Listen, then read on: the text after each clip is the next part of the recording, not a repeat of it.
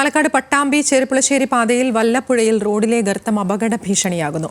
റോഡിന്റെ പകുതിയോളം രൂപപ്പെട്ട ഗർത്തം കാരണം അപകടങ്ങൾ പതിവാണെന്ന് നാട്ടുകാരുടെ പരാതി. ഗർത്തം രൂപപ്പെട്ട് വർഷങ്ങളായിട്ടും പരിഹാര നടപടിയില്ലാത്തത് പ്രതിഷേധത്തിന് കാരണമായിട്ടുണ്ട്.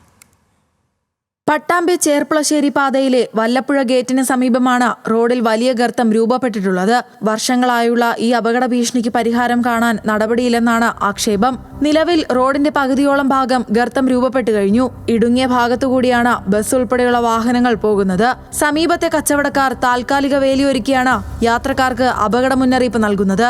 ഗർത്തമുള്ളതിനാൽ ആളുകൾക്ക് നടക്കാൻ പോലും കഴിയാത്ത അവസ്ഥയാണ്. വാഹന അപകടങ്ങളും നിത്യസംഭവം. വളരെ പറയാതിരിക്കാൻ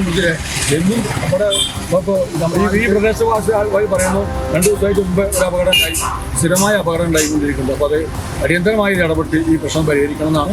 അധികൃതർക്ക് നിരവധി തവണ പരാതി നൽകിയെങ്കിലും നടപടിയില്ല. രാത്രികാലങ്ങളിലാണ് കൂടുതൽ അപകട ഭീഷണി.